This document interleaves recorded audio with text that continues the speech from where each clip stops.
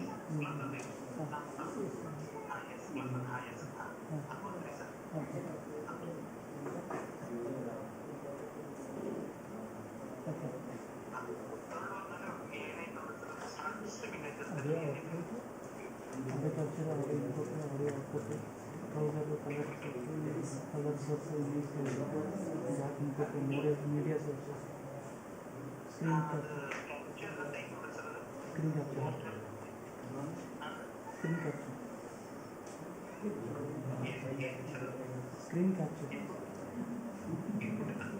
Sir, ನೀವೆಲ್ಲ ಹೇಳೋದು sir ನೀವು ನಮ್ಮೆಲ್ಲ ನೀವು ಹಿಂಗೆ ಮಾಡೋಂಗಿಲ್ಲ ಸರ್ ಇಲ್ಲ ಆಲ್ರೆಡಿ ಟೈಮ್ ವೇಸ್ಟ್ ಆಗಿದೆ.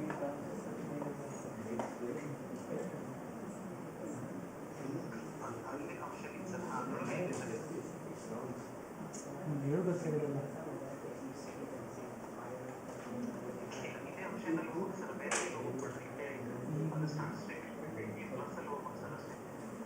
ಬರ್ತಿಲ್ಲ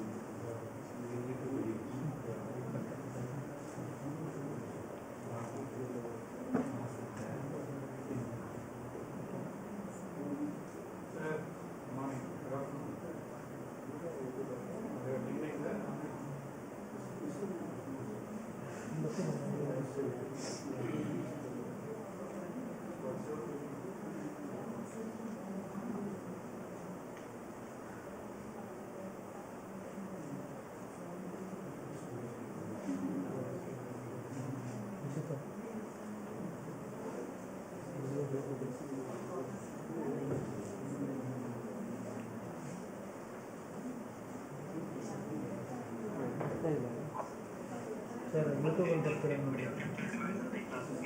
ಕ್ಲಿಕ್ ಮಾಡಿದೆ ಸರ್ ಬಟ್ ಇಲ್ಲಿ ಯೂಟ್ಯೂಬಲ್ಲಿ ಬರ್ತಿಲ್ಲ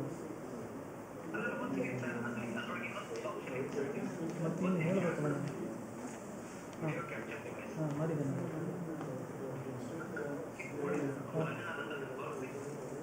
ಓಕೆ ಮಾಡಿದೆ ಸರ್ ಇಲ್ಲಿ ಇಂಟಿಗ್ರೇಟೆಡ್ ಡಿವೈಸು ಇಂಡಸ್ಟ್ರಿ ಡಿವೈಸ್ ಅಂತ ಕೊಟ್ಟಿದ್ದೇನೆ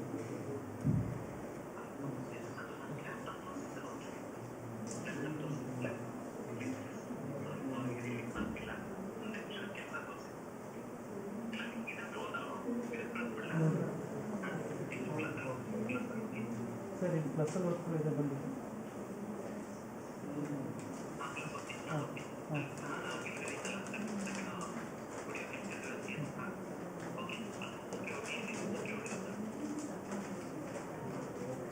ಸೇವಾ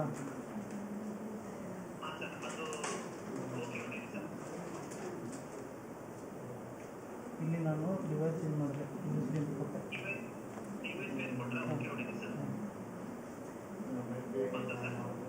ಇಲ್ಲಿ ಯೂಟ್ಯೂಬಲ್ಲಿ ಬರ್ತಿಲ್ಲ ಅದು ಹಾಂ ಇಲ್ಲಿ ಬಂತು ಓಕೆ ಓಕೆ ಚೆಕ್ ಮಾಡಿ ಫಸ್ಟ್ ಬರ್ತಿಲ್ಲ ಮತ್ತೆ ಬರ್ತಿಲ್ಲ ಸರಿ ಸರಿ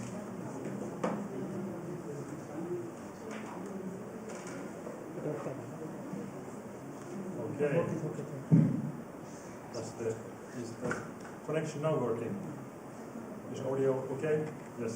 Some noise back there. Remote control also. So getting back to things. So human values centric technology. So I will actually look at starting with AI in general first, and then kind of slowly working my way back to speech.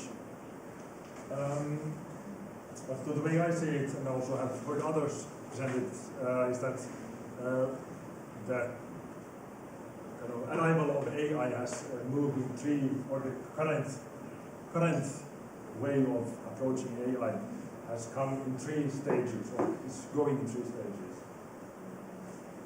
So the first wave was like research-oriented.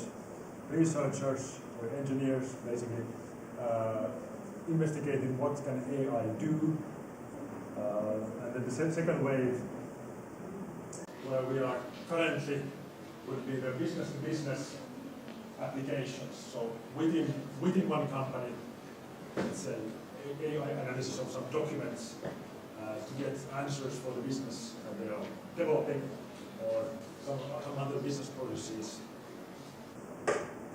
And kind of characterizing feature of this is that the scope is rather limited. You have defined input and defined output. You know exactly what you give it to it, and you know exactly what types of outputs you want to have from it. So let's say document analysis is a good example, or transcription of medical. When the doctor makes medical notes, those could be automatically transcribed, and then we have a limited input set of what types of things can be transcribed, and we know exactly what we're going to have out. And in this kind of situations, the legal exposure is manageable. So that, at least in the European context, we have GDPR, so the privacy laws, and then the AI laws in the AI Act, which govern these sort of things, and we can do things, so the legal frameworks are not too restrictive. But then the interesting part here is the third wave, which is the consumer-facing applications. Could perhaps argue that the large language models are the first part of that consumer-facing applications. Whether they actually do what we want them to do is a different question, whether they're ethical and all that stuff. That's a different thing, but the scope is still wide. But also with ChatGPT and better things, we start to see society-level implications and community-level implications. We'll come back to that, what they are. But one important thing is that the legal exposure is quite unresolved. At least in the context where I work,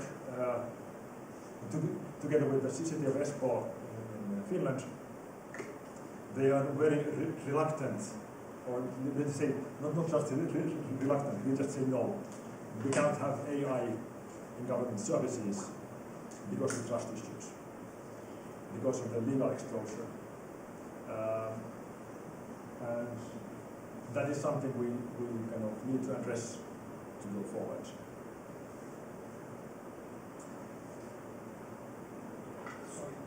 Let's get the last point really. You mean to say Finland is saying no to B2C AI applications? I mean, No, so yes, so not Finland, but individual government officials, oh, okay. like on the city level, they just don't have the resources. So someone needs to like make a standard of how AI can be implemented in the government setting. And none of the individuals want to do that because the risks for them personally or their business unit is just too large. I mean, these things will have a society level implications. And that's then hard to manage. So someone has to take responsibility. And who is the question. So of course now for example EU, so now we have the AI Act is in force, I think, from last year. And that sets some rules. But how they are interpreted, that's still ongoing. For example, now I'm participating in a work group which is trying to make like a draft document on how they are implemented with respect to deepfake things. What are the mitigations? How is the law interpreted with respect to deepfakes? There is no interpretation yet, and that working group wants to then kind of lay out the technical background, what is possible, and then there's like a discussion with the government, companies and governments and interest groups and researchers, and so that our document is supposed to be like a inspiration for them, starting point. Of course, it will contain lots of errors, but that's why we want to have a discussion. I want to ask, so a government official is not allowed to use AI in their work. So what if, can a third party who is not a part of the government like build a language model on public government documents? Yes, so if they're public, yes. So actually, my team has made just that. We've used City of Espoo documents to do some experiments. But then when they want to do experiments with that, City of Espoo won't put the label on any of it. So it's not a city experiment, it's the university experiment. Because immediately when AI is exposed to the users, there's going to be trust issues and the legal issues as well. So we need to have that sorted out before we go anywhere near the government services. And that's like a very big practical problem that they have the customers and we have the models and they are not allowed to meet. So how can we test things? So trust, they have to trust you. Yeah, exactly. So the government currently does not trust AI. The government does not trust us. And that's fair. I mean, I don't blame them. It's not a judgment. It's a fact. This is the situation, and so like I will talk with trust lectures on Thursday.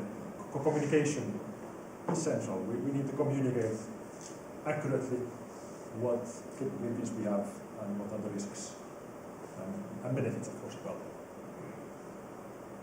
But it is like that's the state of affairs in my perspective now of AI development and implementation. But then I wanted to introduce the concept of human-centered AI. So within AI research, this is now it's not entirely new anymore, but it now starts to emerge as a kind of the direction in AI research. And as an example of that, it's to think about self-driving cars. So self-driving cars, something like a Tesla driving around.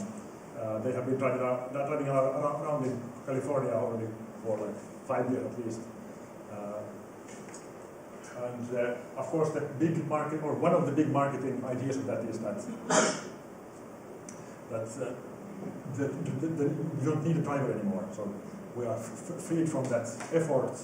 But also then, as a practical thing, basically you don't need a car anymore. You kind of just get a taxi and you can, at any time, get a ride home. That would be a more efficient use of resources if we can share cars efficiently. And hopefully we could do that with self-driving cars. But in practice, what self-driving cars do is that when you go to dinner with a self-driving car, the people tend to send it home to wait until we are finished at the party or wherever we are, and then they come back to fetch us from the restaurant and drive us home. So instead of reducing traffic, now we have doubled the traffic because it drives twice, home and restaurant and home again. So trying to make it more efficient, we actually make the problem double. And this is very typical scenario of AI applications, that you are trying to do something good and reasonable, but it makes things worse. So that like highlights that you really have to think about the community level and society level implications of self-driving cars or AI in general already at the outset. It's not about, so the self-driving cars are not bad, the users themselves are not bad. It's the design of the service which did not reach its potential. Let's see. But so now this was an example of society level impact. So now should I think a bit about what is society level impact? What does that mean? Of an AI? Can you think of examples of society level impact? Traffic problems, clogging of roads. Yeah. I started using AI, but I'm creating problem for my society. Yeah. So that is community. So this is the example exactly. Yeah. So that is the traffic example is a clear example. Can you think of other applications, other AI applications, and what the society level impact of that will be? Just throw out an AI service, and we can join to think about the impact of that. Yeah, let him go first. Right? GPT. Yeah, so you said that's large language models. Okay. Yes. Okay. Recommendation systems that Google uses to recommend videos. Yeah. I think that's large language models. They have lots of impacts, but it's hard to address them now here shortly. But that recommendation system is a good example. The impact is, for example, you can kind of move the direction, like how a society thinks, by recommending the right videos to them. Yeah. So now you're talking about YouTube videos and how recommendations influence the community or society. Yes. So what is the impact of that? For example, you can get them to buy a certain product if you recommend the right videos. You should have the microphones here so that the remote people can hear. But so let's repeat it once more, please. So recommendation systems have a society level impact. Yes. Because if you recommend a certain type of video to a large population of people, you can influence the way they think, and specifically when it comes to, say, buying, let's say, a phone, you can tell everyone that you should buy a OnePlus phone, and then OnePlus will have huge sales, Yeah. and so on. So that example can be tuned in various ways. Yes. So that is the like a business level kind of impact, and so that you can basically choose which companies flourish based on the recommendations. Yes, yes. It can also create epistemic bubbles. Just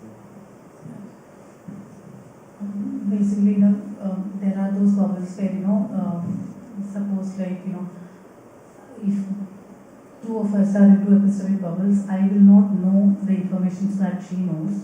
She will not have access to information that I have. So we'll practically be living in two different worlds. Yes. And then we miss out on opportunities of, so probably, getting into a collective and probably solving certain issues. So these issues pertain, there are many other issues that can come with these bubbles, but for example that. Yeah, so for example, the political opinions could be... Can be political, can be health-wise. Yeah. So I might think, so now there are these things, 1 week I'll say turmeric heals everything, and then the next week somebody will say, turmeric is harmful. Yes. So, these kind of bubbles and Yes. so misinformation. Yes, misinformation is a good word, yes. So misinformation can be easily spread larger if the recommendation system happens to believe it's correct or important. Sorry. So, digitizing local folklore. Yeah. Microphone. Digitizing local folklore and lesser represented languages that impacts the society of that particular language. Yeah. So, But that can be both good and bad. So that community can better communicate with themselves, but of course then also misinformation more easily spreads in the community. there are languages that might be dying off in the next few days. Preservation and using that to teach further generations would be Yeah. an application. Yeah, so that's a useful society level education. Let's say that's associated. But then let's a bit expand this also to community level. We are a bit already tending to that direction, but what would be a community level impact in difference to society level impact?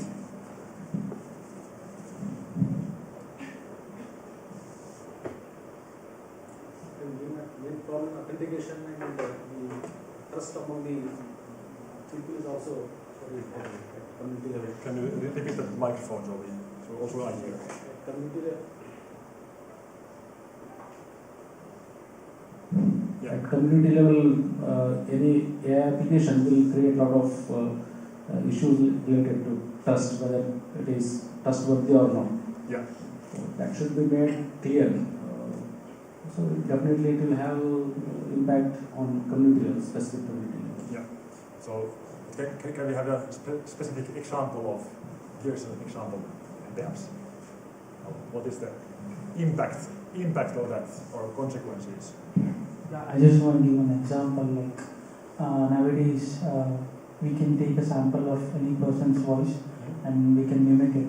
For example, if my mother's voice is mimicked and she was asking for son, I need 10,000 rupees right now. I'm in hospital now. So they have mimicked the voice and the trust that can be impacted in that community. Yeah. Oh yeah. So okay. So it's not only the criminal act of forgery or like the scamming, but also it influences the trust in that community. So I recently read that there was an application where there was automatic judgment of people based on their crimes, alleged crimes. Yeah. So it was biased towards the black community more than the Caucasians. So Yeah. that could be a community level. Yeah. Of course, the community of blacks in the US setting is of course a question whether it's some kind of community or some society level problem, but there's no really hard line where to draw what is a community level problem and what is a society level problem. I think it is a bit difficult to find good examples of community problems like spontaneous like this. It's more than that. When you do the impact analysis of a specific system, then you start to see also the community level effects of that specific system.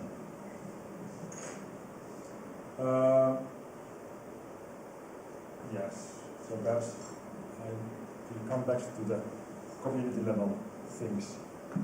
I now realize that it's hard to make that explicit in this discussion.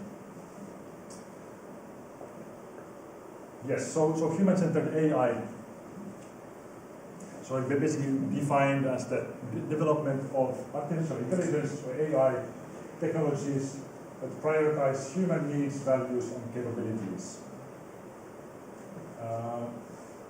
And it aims to ensure that teams create AI systems that enhance human capabilities and well-being rather than replacing or diminishing human roles. Now, if you think about the self-driving car example here, so what is it trying to do? Is it trying to enhance human capabilities or trying to replace or diminish human roles? I think by enhancing you will inevitably replace. Yes. Well, enhance, no, that doesn't need to mean. So, well, explain more. So if I have I have like a person, I have Debian, and I have like an AI system.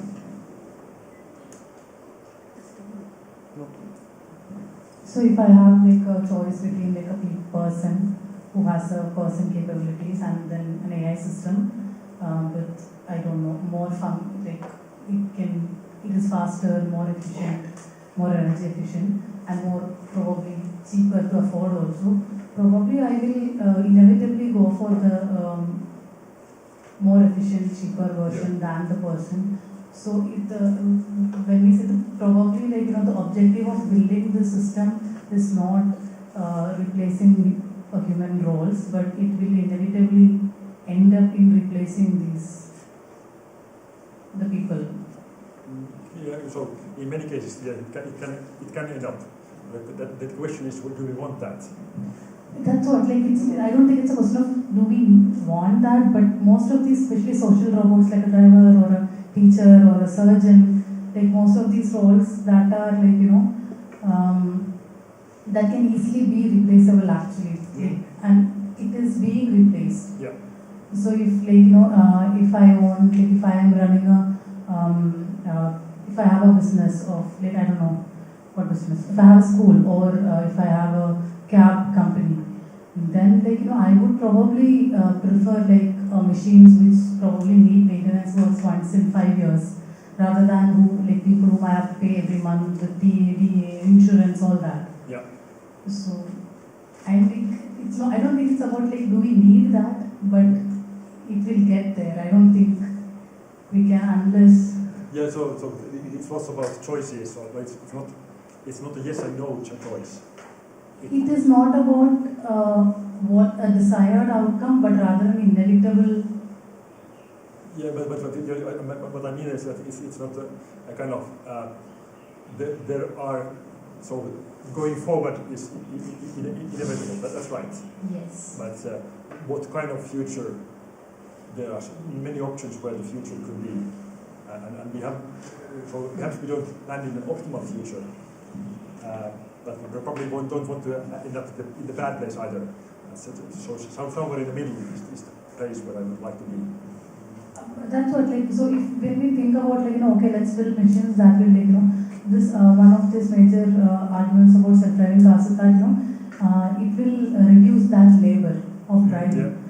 But for somebody who is a CEO or probably a professor, it's an added labor. But for a driver, it is her or his livelihood. Yeah. So now it's not an added labor for some people, right?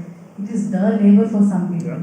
So when we think about making an efficient system, for whom are we making this efficient system? That's a good question. Yes. So now then I think there is the question of class, caste, or all kinds of race. There are a lot of biases that will come in, and then probably will end up making this for like the most privileged group. Yes, and that is usually the outcome. Yes, but that's the things. Well, exactly. Sorry, my microphone here. We are thinking only about driverless cars. Yeah. There are driverless boats in Singapore, and which could be used for tourism, and people can, whenever they want, they can just go in that yacht and visit places, have fun, and come back. Okay, so that is happening. And thirdly, there are we should prioritize areas where we should use this. For example, in India, when they want to clean sewage or so they are using manual labor. Now, if you have a self-driving robot or something which can go and blast those clogs and clean that area and bring it, clean our roads, okay? So those are the areas which will help to, and we need that in every village, every town, every city, and infinite applications are there for such type of things. Let's say somebody has to replace bulbs. Currently they are using human beings, and those people are very careless. You give them the best of the guards, they will not use it. They will not use it. They go, climb the pole, get electric shock and die there. Yeah. Now if you have a driverless robot which goes and replaces that and bring it, those are the areas we should make use of this AI technology. And that is where it is helping prioritize our human needs, values, capabilities, and it is enhancing our abilities, because I can manage the entire street light area of this entire area. So I can, through a control room, I can manage all that. But there will be agents which is going there and managing each and every pole, each and every gutter, each and every... But so here also, that's why I introduce one more concept here.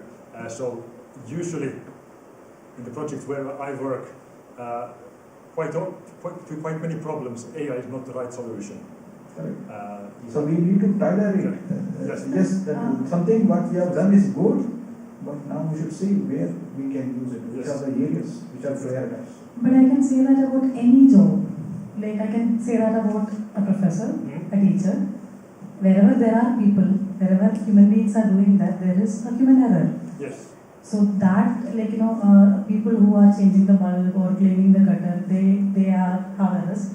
Also surgeons have errors. Yes. Also administrators, any human being have that. So that argument, I don't think it's enough to sort of justify, that alone will not really justify this fault, because that can be said about any. Yes, and that's interesting that, for example, now the self-driving cars have one-tenth of the amount of accidents that humans have, and still people don't trust them, even they are factually safer currently. There are some departments. So there are some areas where there is no scope for error being tolerated. So, for example, if I was, let's say, building an aeroplane, and so aeroplanes are formally verified. Yeah. So let's say now they go through that trouble because even a little bit up and down can kill like 100 people. So like 0.01% error over there it could be fatal, but 0.01% error when, let's say, I'm like constructing this pen would just mean like a loss of 10 rupees or something. Yeah. So. But the interesting thing is that the airplanes are a good example in that kind of massively more people die in traffic with cars, and really the kind of street safety should be the priority if you want to reduce. So, but clearly it's not the priority currently. But air traffic priority, kind of safety is a priority somehow. And why are we different for cars and cars are more dangerous than airplanes?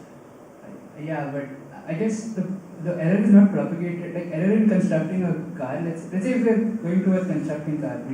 Like error when you're constructing a car may not necessarily be propagated across all cars. No, but I mean, not just cars, but also street design, like how and kind of policing streets.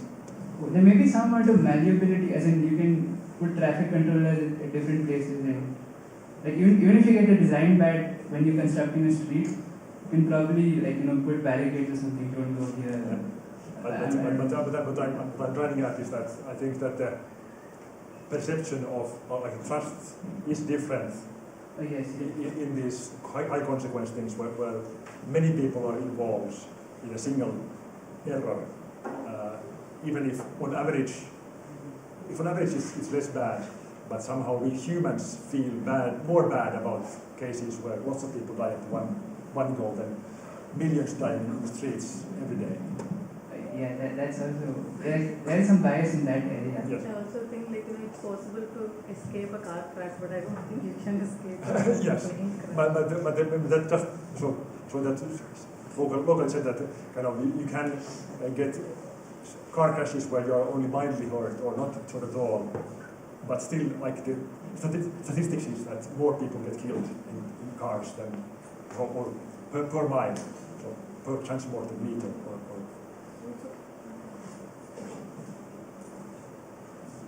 Also, I don't think you can actually escape human errors by building AI, because AI will have human errors. We'll be probably making different errors, exactly. but it will still carry forward all the human biases, all the human errors in some other format. And also a new bias and new errors. Yes.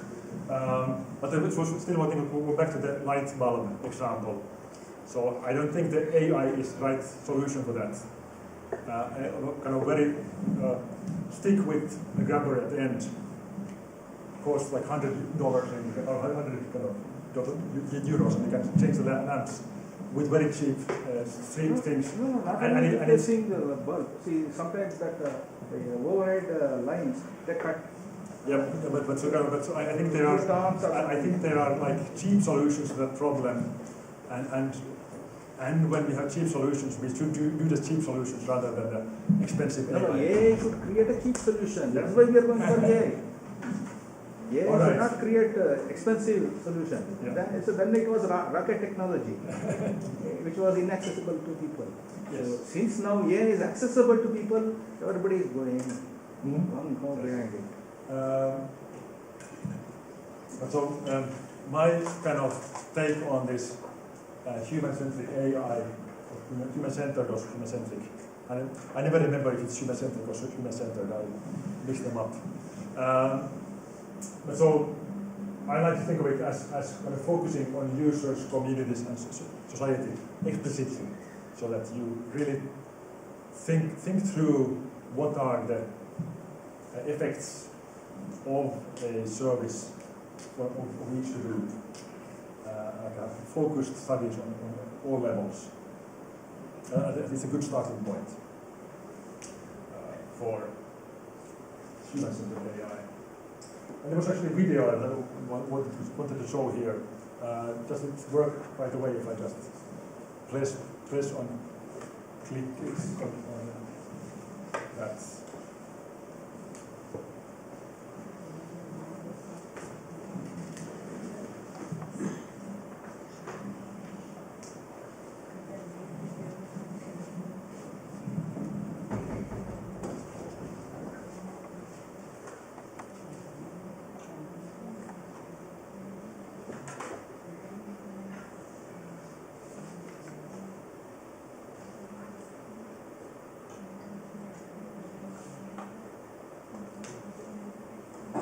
First video there, presentation, scroll downwards.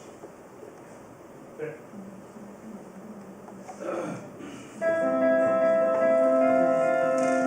Let's start with a definition about what ethical AI is.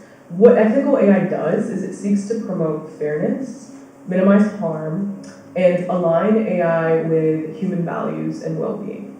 And if I'm a designer and I'm working in ethical AI, one of the questions that I really want to ask is, how do I design artificially intelligent systems that follow ethical principles in society?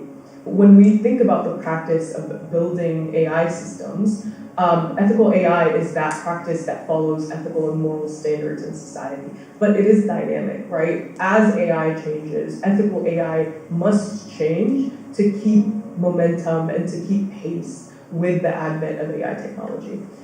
So one of the big questions that ethical AI asks, as a bird's eye perspective of what AI is what are the legitimate and illegitimate uses of AI? one of the things that we talk about a lot in ethical AI is transparency, which basically is exactly what it sounds like. You're allowing users to understand how decisions are made in the AI systems that they're using.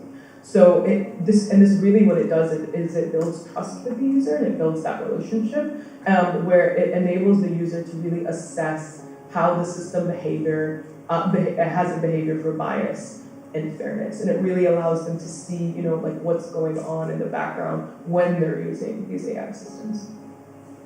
There's accountability, which is basically that the designers, the developers, the organizations, basically every stakeholder that has some sort of stake in the matter, whether and even users, they should be held accountable for the impact and consequences of AI systems. So this means things like ease of troubleshooting, ease of understanding maybe what errors are there, how to address those errors. Like those mechanisms should all be included within the system, within the AI system that they're using. And then there's fairness. So outcomes should be fair and equitable for users. And by mitigating bias and addressing disparities in AI outcomes, this can be achieved. Definitely easier said than done, as we'll see in a bit, but this is the whole concept of just making sure that things are equitable and that outcomes aren't biased or favored towards one demographic or one region or one area or person or industry based off of another. And privacy. So individuals have rights on their privacy and data, right? Especially we've been through a lot of like consumer data laws. So the whole concept is built upon like these systems have to be built to handle user privacy and data in a secure and ethical manner. And information should definitely be obtained consensually, which not only means that like me as a user am giving my data and consenting to my data being given, but I also understand what it means to permission a system to have my data. Like, are they going to sell it? What are they going to do with it? I as a user should have a very thorough understanding of that. And so that understanding should be accessible amongst everyone. That's basically the idea of privacy in ethical AI.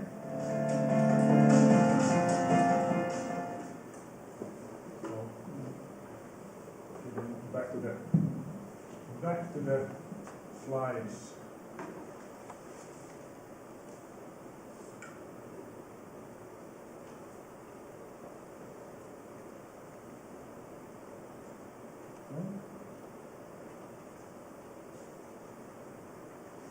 Yes. So we will have more. So basically, this part comes quite a lot of that web page, which was also linked there.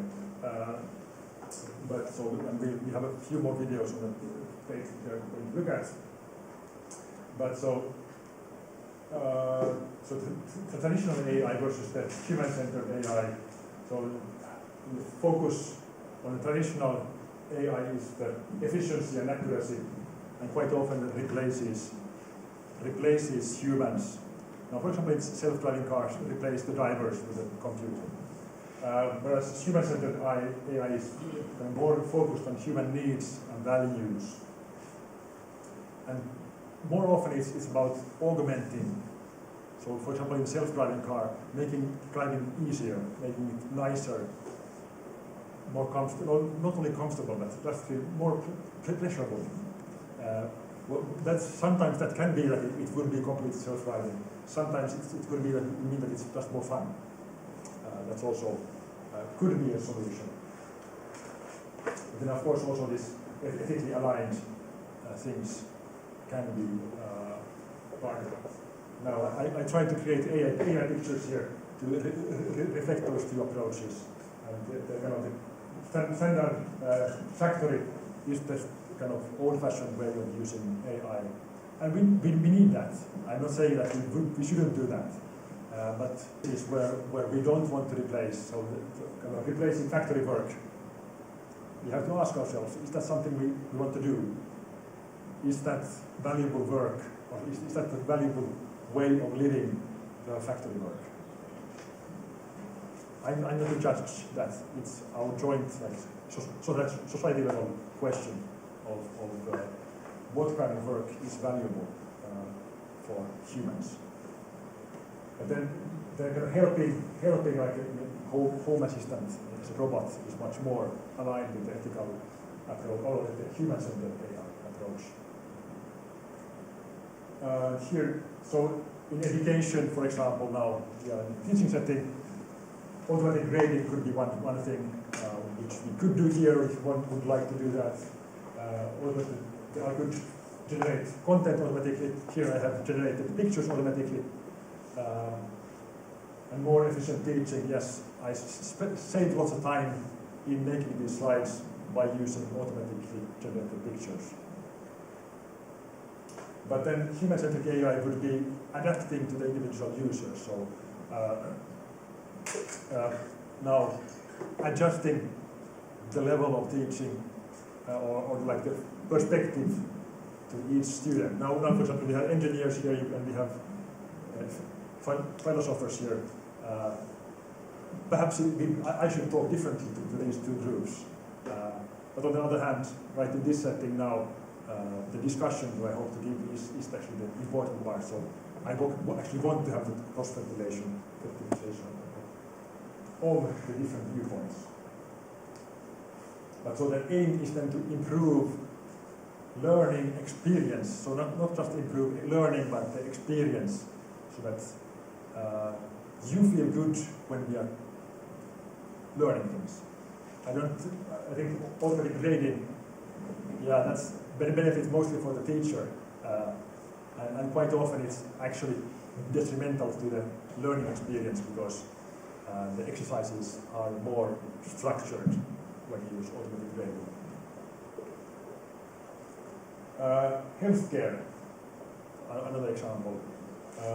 So data processing, finding structures in data, that's very good. Yes, automated diagnostics, identifying tumor on a picture, useful. So just have more efficient healthcare. That's a goal. But also considering the patient comfort, listening to the human. Do you feel good now? Do you feel heard? Is the system hearing you? And do you feel like you are understood? And also respect the psychological states. When you are sick, quite often you have fears. If there's an automatic robot coming and touching you places, they might increase the fear, and that's not what we want. So improved care is the goal. They are overlapping partly. So with more efficient care, perhaps you can do higher quality as well. But they are not the same goals. And automated industry, we already talked about that. So for example now, so they are then optimized for convenience. And that's a fair goal in traditional AI, but for human-centric AI, we should rethink the service model.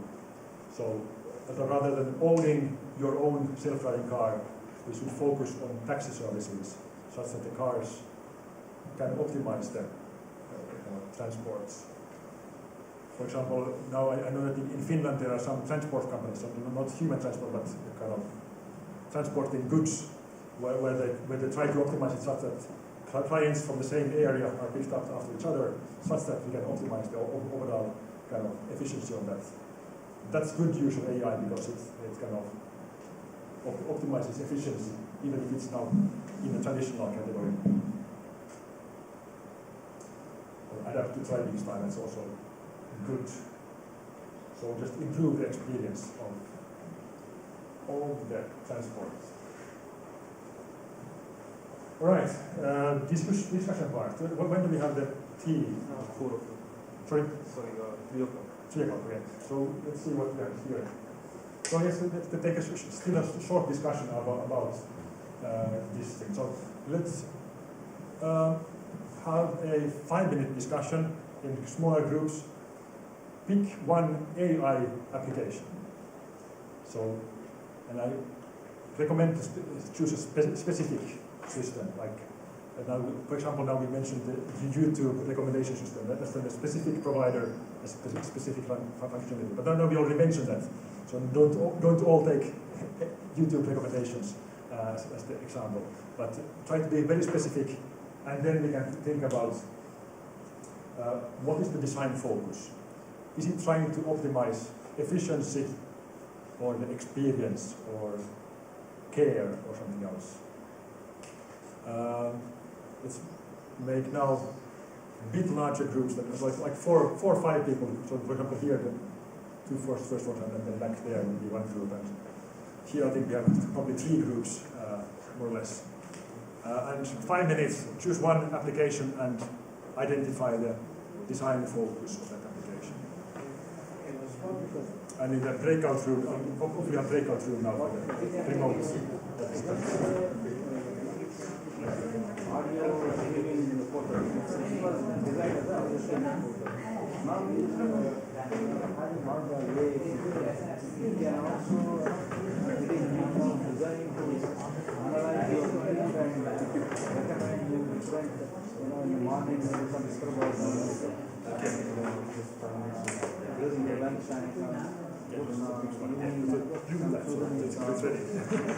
So I don't always remember when they come.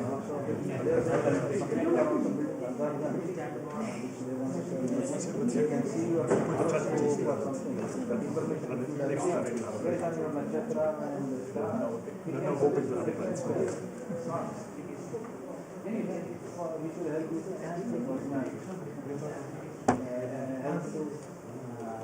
boost your energy levels.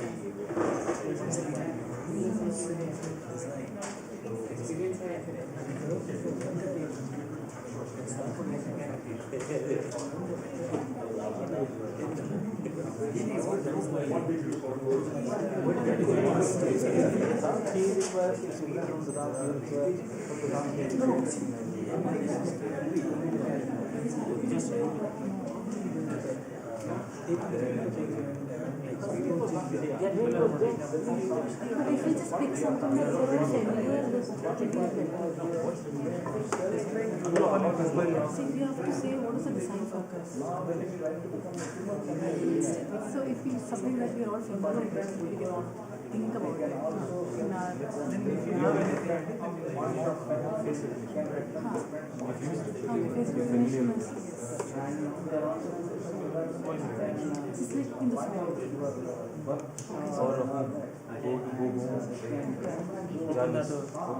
Okay, it's just like Facebook. Identify only your voice. Authentication. But that already exists, no informs and all. No. Why are you? Because of if I have your voice recorded, you know the right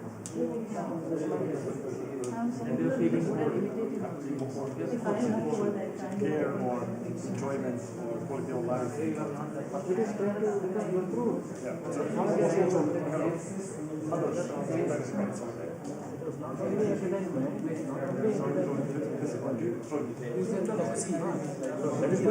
what I'm having a discussion. For me, there's anything that is entertainment. Interviews are simply values feelings and you go so much basically. Just what else? Nothing more.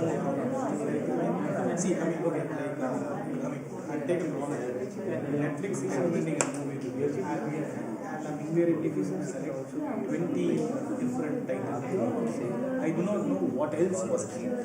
That's the missionary recall. See, I cannot recall. Go and say the number that is there.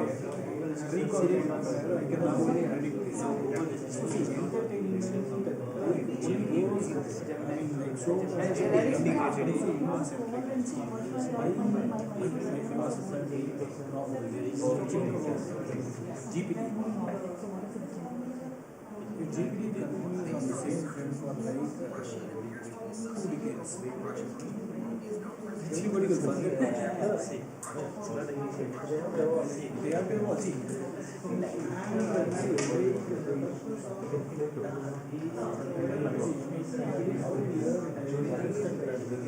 Everything is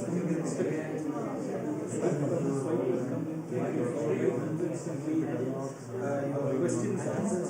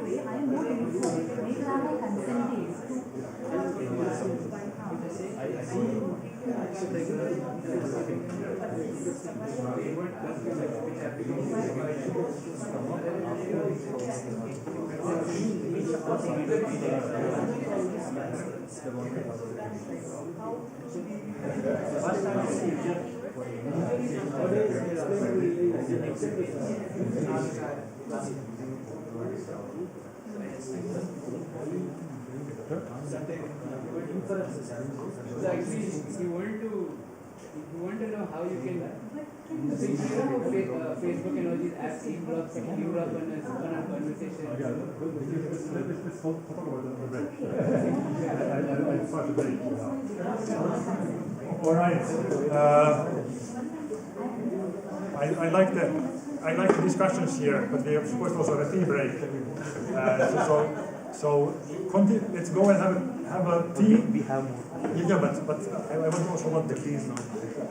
So I want to have the schedule. Let's continue the discussions during the tea break. That's also a good way to change the format of the discussion to have a tea break now. So at the 10 minutes tea break and we continue here. Sorry? But tea is not here yet. Okay, so sorry, stop. So tea is not here yet. So then we have the kind of summary discussions now. So, please, we continue a bit more. Tea is not here. So, let's start. Let's start for this group here. So first explain what was your application, and then a discussion about the design. So the example. The microphone. Microphone. So the discussion was on a speaker verification system and how it can be spoofed or okay. More specifically, in what kind of scenario? For example, speaker verification on my phone. Okay. Instead of facial recognition, I have voice recognition. Okay. So people can record my voice and replay. Mm-hmm. That is one spoofing technique. Yeah. Or instead of Alexa's voice, they can replace it with my voice using a voice conversion system. Yeah. And use that audio to play. Okay. So fake speech detection system is essential. Yeah. Yes, but so now we understand the context of the problem. So what is the design focus? So what are they aiming at with this system? So there are two ways to ensure security. Yeah. One is spoofing aware speaker verification system, and the second one is speech anti-spoofing system or fake speech detection system that can be cascaded with this speaker verification system, such that it removes the synthesized speech or recreate speech and only the bona fide speech can be passed. Okay. So one thing regarding the trustworthiness. Yeah. So this system is built for protecting the speaker verification system, but this itself can be spoofed. Yeah. This is still the kind of like the engineering solution. How does the user feel about that?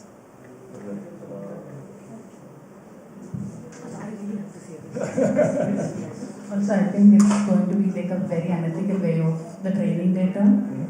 The training the AI is going to be like extremely unethical, because when I give permission for my phone access access to, sort of my videos or like my photos, or even like if I have a voice, like some voice command on in my phone, I've given my phone access, and it's possible that my phone company can later decide, okay, I'm using all this data to develop something, and then they don't even have to let me know that they are using my data. So I think this is like there is a very potential big privacy breach there. Yeah, that's all. So any question is, again, what is the design goal of the voice recognition system? Security, but then it is again comes back and there is a threat to security also. Yeah, that's all. But if they reuse the data for developing other things, yes, then the design focus is not security, it's about the data collection. The design data, I think it's exclusivity and security probably, like again exclusively. Yeah, okay. That's all. Okay, so let's say security is a valid aim, but is that more than traditional or more human-centric? This is human-centric, I feel. Do everyone feel the same? Are there arguments against them and kind of for it and against it? In today's world, we definitely need. So we need of course, yes, security. That's in that sense it is. But does it make the human feel more secure? If we have a good enough fake speech detection system to combat text-to-speech, to combat machine synthesized speech, if it is good enough and it has been shown to be robust enough, so people would feel that they are secure in attacks. So how did they get the information? So someone's shaking their head behind you. I will feel deeply threatened by something like that. I will not be secure at all. Exactly. So that's what I'm getting at. That it might be secure, but do the users feel it's secure? That is the question. And that's part of the design question. Is it designed for people to feel secure, to be secure and to feel secure? And I'm not. I see that that's more or less as a traditional approach. Here the security that it's offering is a material security, and it's like completely bypassing or like overlooking the psychological aspects of. Yes, exactly. That's the point. So overlooking psychological aspects. That's one of the key things here. Now that we go to the next group here. I can read it. Next group. Are you much more already? Here we have decided to speak on color shading generation machine. Say in commercial applications, say people they want to have different color shades. So basically from GBR, 3 colors combinations, so you can get different colors. So by the design focus by changing the percentage of colors. So you can get the different shades where it is for human beings is very difficult to show. In what kind of applications? Textile industries to produce different fabrics. Fabrics. Even in white also there are hundreds of whites. Like paper white, cotton white, like that. In green also we have different greens. So this becomes, there is no question of trust, nothing. You see and trust it. So that is the where we can employ AI. We can replace human beings and human beings will also be very happy because where human beings are not able to produce such a varieties of shades. Is the variety of colors what humans want? Yeah. Yes, very quick answer. That sounds a bit too quick to me. So if you go to a shop and see a million different colors, is that a good shop then? You can have varieties of shades and people can select those colors. You can see it, but virtually you can see it. Okay. And then, so you'll be knowing the percentage of color in that shade. Yeah. You can produce in bulk. Yeah. So in textile industry also you can have different fabrics of different shades. Again, like in previous, it sounds very engineering oriented, that we get more colors is good in an engineering perspective. But I would like to see like evidence that, or like some argument that this is actually what customers want. So when a person goes to the shop to buy clothes, I feel like I don't need million colors of choice. I need the ones which fit me. I don't want to have more. I think only 5 colors, those which fit me. And then 9,000 others are extra. So more colors is not the right choice for me. I just want to have the right colors. See, I think in his case, not only the colors, even the texture also matters. And AI only can help to do it. I have worked in textile industry selling sewing threads. So you have so people want standardization. Suppose if they want to give uniform to people in the company.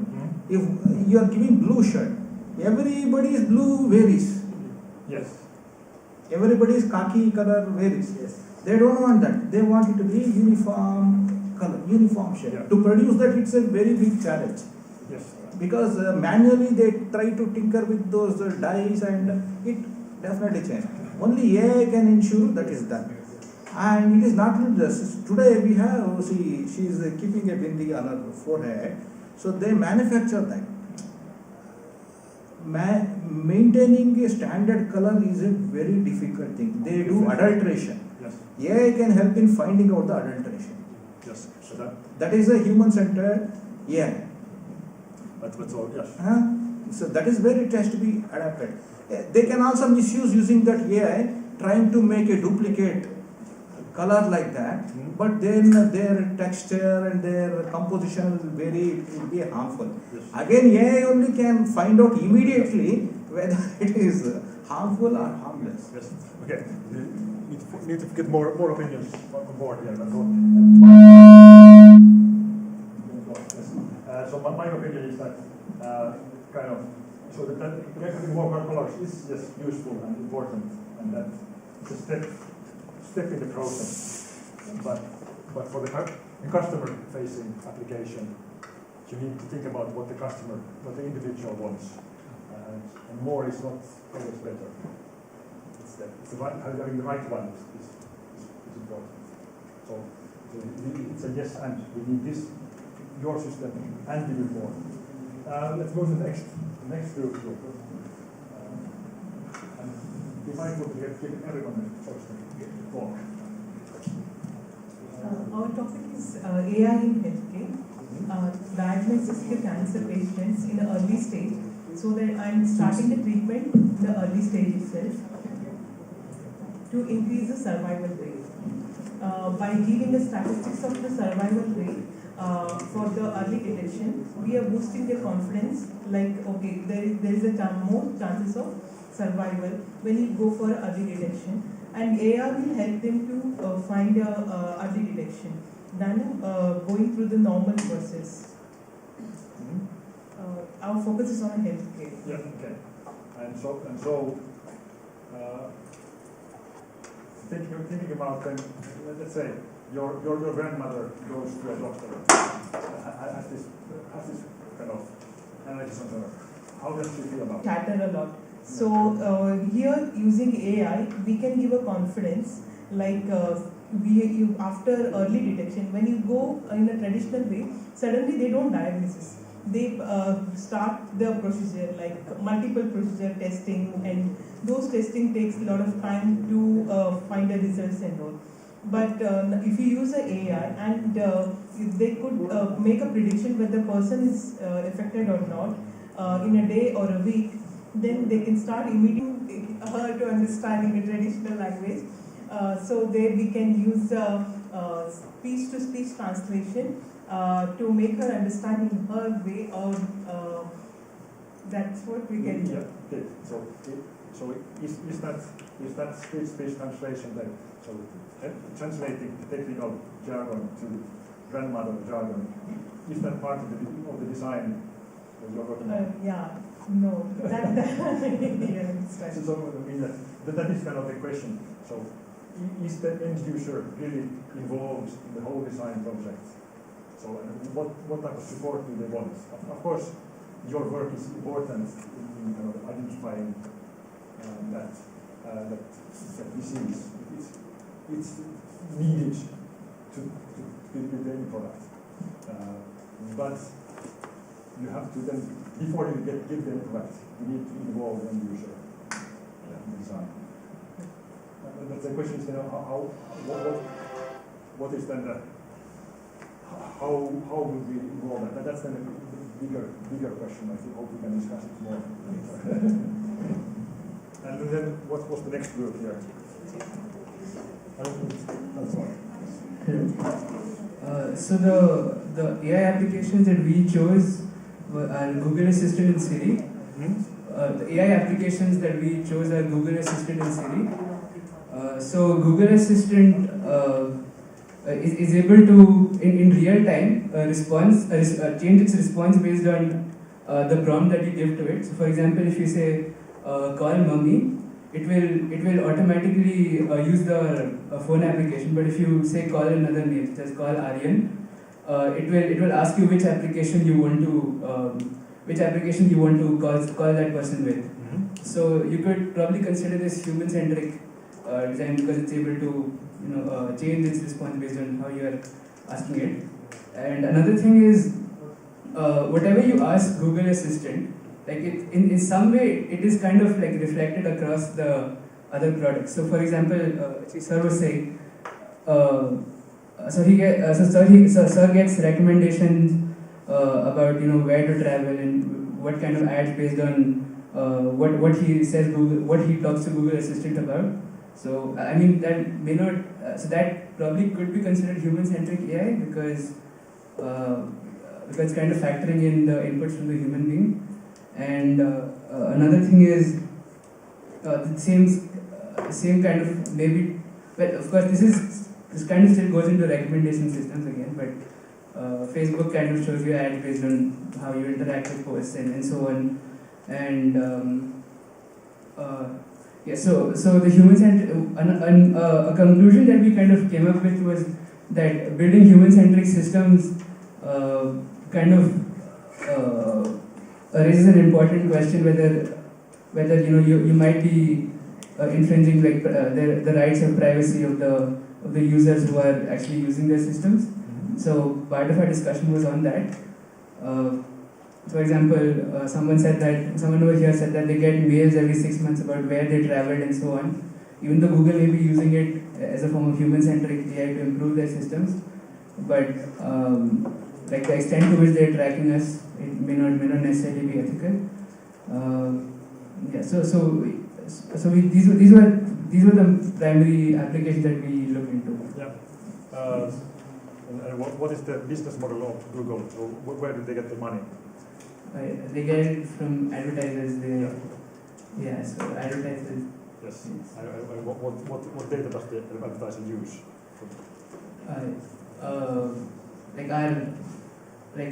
The data that they use is where the videos that we visit, that's logged and that's so all our data, so everything we have on Google we use for advertising. So so the overall business model, that is the kind of aim that they have to get money from advertising. Yes. They also provide convenience to users. Yes. Of course, you can. Of course, this is the devil's advocate approach to say this way. You can also say that they fund their the kind of activities with advertising, so that we get useful services. Yes. You can argue both sides, but answering the question without thinking about advertising is not enough. Yes. It is a double-edged sword, unfortunately. But I guess, there's no real way we can extricate ourselves from the system. Also, if we do, we probably won't be able to survive in this world to some extent. So I guess we have no choice. Oh yeah. So we are engineers. We are creating the tools. Yes, that's it. So we are creating our own destruction. So we can make choices. We have one more group here. Thank you. Let's take someone. Take someone new. You have it. Yes, your turn. Change a bit. Yeah. So our group discussion was focused on Spotify. Yeah. So in terms of Spotify, the recommendation algorithm itself, has gone into what is your mood, emotions, based on previous songs you have listened to, as well as what are the songs you are intending to listen and all those stuff. So they embedded the human centricity to basically enhance your experience. Although in terms of although it is improving the recommendation, right? There is no for me, at least my take, right? Apart from the group, right? Entertainment can only go a long way, basically. It cannot, even if you do a lot of human value also, right?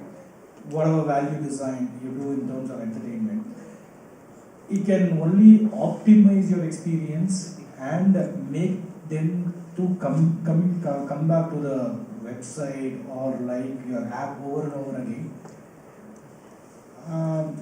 There is no human value in, entertainment can only go so much. That's my philosophy. I would ask the audience, so Spotify, is there any other value, or can there be any other value than entertainment?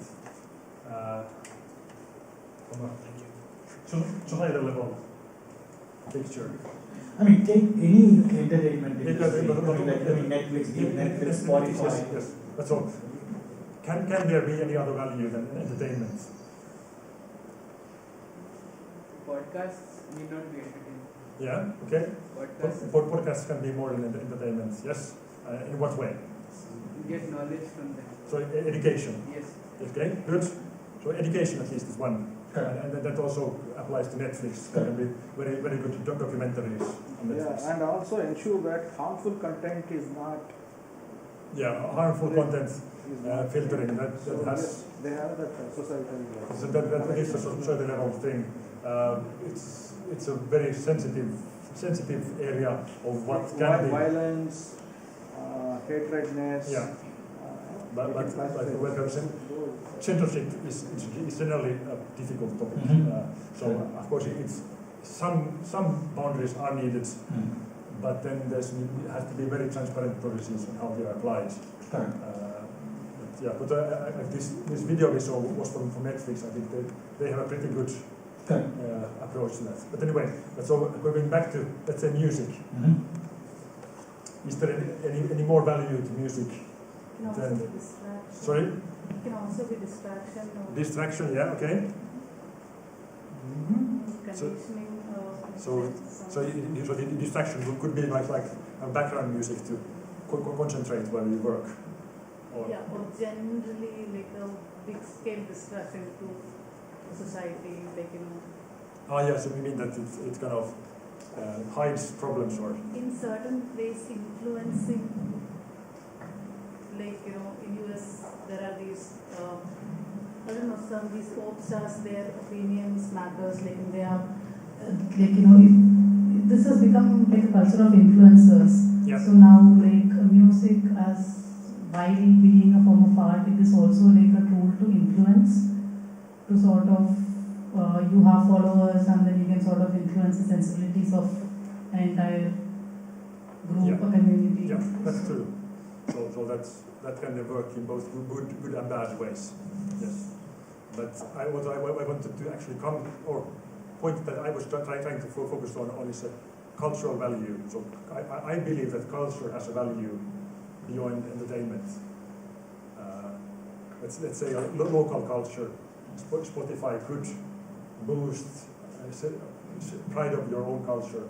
And yeah, and they're also getting a lot of traction in the sense like, I get to know, like, otherwise if Spotify was not there, I would probably have not known about certain music existing, like, yes. Some music in Sahara Desert, something in the indigenous people in the, I don't know, Mali, like, there are like once you have internet connection, you probably have potential to reach anywhere. Yeah, exactly. So it can improve cultural awareness across culture. So, and I watch lots of, like, let's say French movies, or watch some Bollywood movies and through Netflix, which I wouldn't see if I would just be looking at the TV from Finland. So at least I feel that there is a mind expanding and kind of learning aspect to these services as well, which can be part of the design process. So I hear, while coming by here to listen to your discussion, I also heard the complaints that you only see the 20 top movies, and that is a problem which I feel they have in the design. That I would like to have more variety. I get the same 20 movies every time I turn it up. I would like to have different movies every time, so that I can get, or also go back to. And as I mentioned, right, even with the recommendation systems, right, you never know, like, what you miss basically. Yeah, exactly. That even I mean, although like it will expose you to a lot of new things, right? You actually do not know what you miss. Yeah, exactly. That's another problem. So that's a transparency problem. Correct.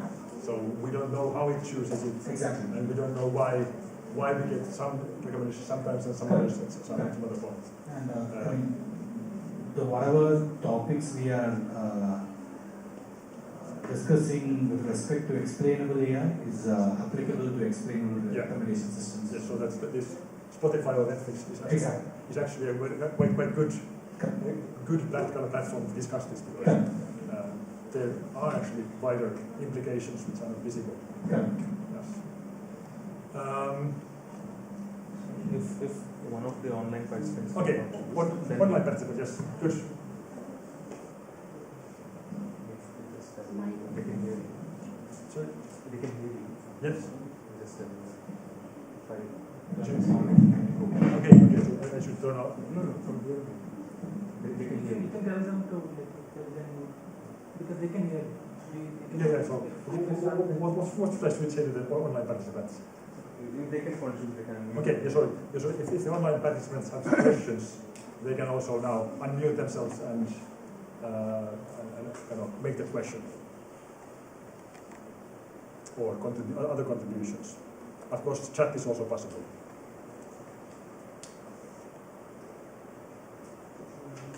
No, there doesn't seem to be now online questions. Yes. Then I think it's time for the. If tea is ready. Yes. Now we can go for the tea for 10 minutes.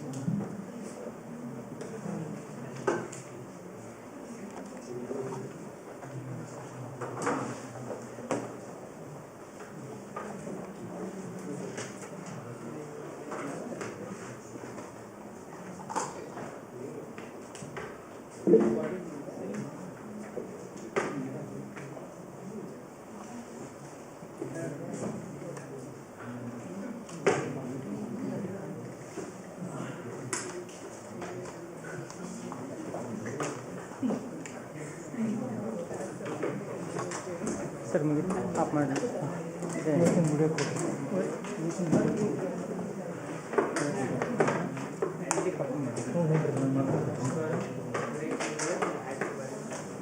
ಜೋಕೇನ ಅಲ್ಲ sir ಅರ್ಧ ಗಂಟೆ ಮುಂಚೆನೇ ಹೇಳಿದ್ದಾನೆ check ಮಾಡಿರಿ ಅಲ್ಲಲ್ಲ ಇವರು ಇದನ್ನು ಮಾಡಿರ್ತಿರಲ್ಲ ನಾನು ಕೋಡ್ ಅಲ್ಲ ನೀವು ಅಲ್ಲ ಇದನ್ನು ಇರ್ತಾರೆ ಕೋಡ್ ಇದು ಇರ್ತಾರೆ ಅಲ್ಲ ಅವರೆಲ್ಲ ಹೋದ್ರು ಮಿಕ್ದವ್ರು ಅವ್ರು ನೋಡ್ಬೇಕಲ್ಲ 10 ನಿಮಿಷ ಇಲ್ಲ ಅವರು ಅಲ್ಲಿ ಅವರು ಇವರೆಲ್ಲ ಅವ್ರ ದೇಶಕ್ಕೆ ಹೋಗ್ಬಿಟ್ಟು ಹಿಂಗಾಯ್ತು ಈಗ ಸರಿ ಮಾಡಲ್ಲ ಇವರು ನಾಳೆ ಏನಾಗಲ್ಲ ಅದೆಲ್ಲ ಈ ಫೋಟೋ ಹೊಡ್ಕೊಂಡು 15 ನಿಮಿಷ ಮುಂಚೆ ಎಲ್ಲ ರೆಡಿ ಇರಬೇಕು ಹಾಂ ಎಷ್ಟು ಅವ್ರು ಏನೋ ಕಾಪಿ ಬೇಕನ್ನ